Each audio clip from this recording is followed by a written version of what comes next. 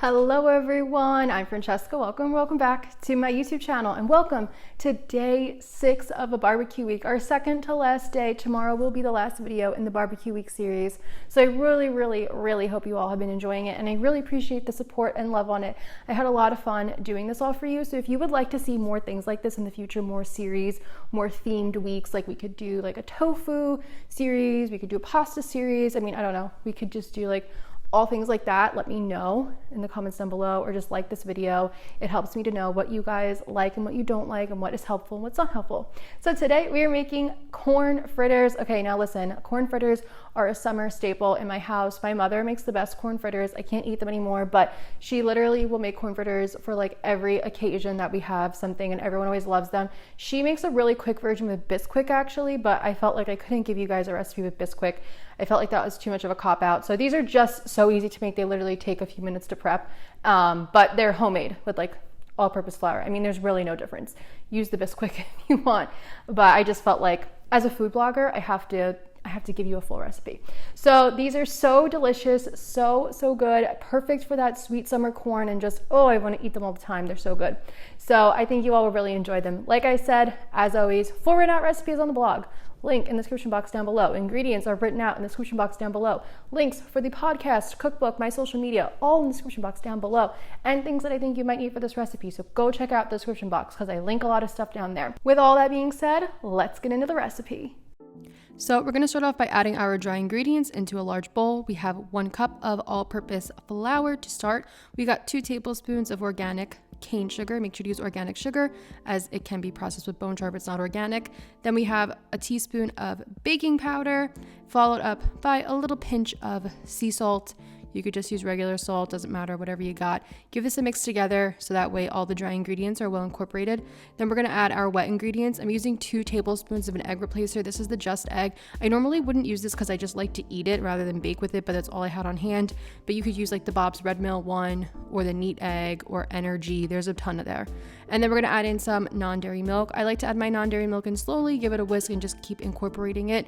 Just like it's personal preference, I don't know, just in case I have to add a little bit less that day or something. It's just what I like to do. So once we can whisk it and get it into a nice thick batter, it should almost resemble pancake batter, honestly. And it's okay if it is slightly lumpy, just like pancake batter. I mean, it's kind of like pancakes. So it's gonna have this nice thick consistency, just like this, as you can see. Now we can add in our corn. I'm using a mixture of fresh and frozen corn, actually. You can go all frozen corn, you can go all fresh corn. If you're gonna use canned corn, just make sure to drain it out really well. And we're gonna add in some chopped up green onion. And now we can just mix this all together and get everything again mixed in there, well incorporated. Make sure to like really mix it well so that way like there's no batter that's missing something. You know what I mean? Get it all in there, get it good. Let's bring it over to the stove. We're going to heat up some vegetable oil. You can use peanut oil, canola oil, whatever you got, in a large pan. Roll that around. I should have let this heat up. I was a little too over eager. So you're gonna see I'm gonna pour these in here and they're not gonna be any bubbles. Let it heat up for a minute over like a medium low heat. I'm using a 1/4 cup measuring cup to scoop out fritters of pretty much equal size. I like to do 2 fritters at a time. You're gonna see it gets nice and bubbly. Like I said, it is like pancakes. The top will start to bubble up and you're just gonna let these pan fry and you'll see the edges get golden and crispy and that's when you know it's time to flip. So see that right there? That's how we know we're good to flip. It'll take about 3 to 5 minutes for this to happen. Depends on how high your heat is, how strong your stove is, but they should be nice and golden when you flip them over. And I like to do 2 at a time so that way there's room to flip them in the pan. Let them cook on the other side for about 3 minutes. It won't take as long. It'll just be a little bit shorter. And again, just make sure they're golden and crispy on the other side, which they will be. I'll show you in a second when I take them out of the pan. You'll see right here, see how that other side is nice and crispy and golden. Perfect, beautiful. Pop those onto a dish that's lined with a paper towel or a towel. And now you can just repeat. So I'll use this oil, like there's enough oil in here to get another batch in. Also, sometimes I will lower the heat in between batches if I feel the pan's getting too hot, just like play around with it. So I'm gonna scoop in 2 more fritters and then I'll just give the pan a roll around so that oil gets under there. And you can just keep adding oil as needed, but like I try not to like totally saturate them in oil. because I don't know, I just don't particularly love it that way.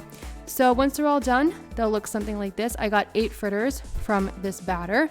I just topped it with some extra sweet corn and green onions and flaky sea salt. You could serve it with some vegan sour cream if you like, and that's it. Now you're done and your fritters are ready to be enjoyed.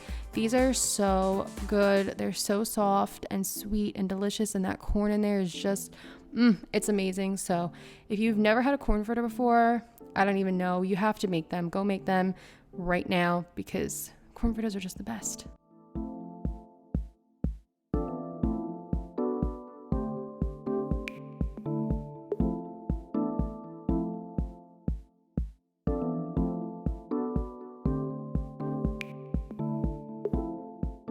All right, and those were our corn fritters. So good, so delicious. I really, really hope you enjoy them. If you try them out, let me know how it goes. Leave a comment down below, leave a comment on the blog, tag me on Instagram. You know, I love to hear back, love to see your recreations. I'm always sharing them on my Instagram stories. If you haven't seen the other videos in barbecue week, go check them out. And if you like my videos, please make sure to like, comment, subscribe, all that good stuff. Helps channel out, helps us to spread more vegan recipes around the world. And yeah, thank you so much for being here. Thank you so much for watching, and I'll see you tomorrow for the final day of barbecue week. Bye.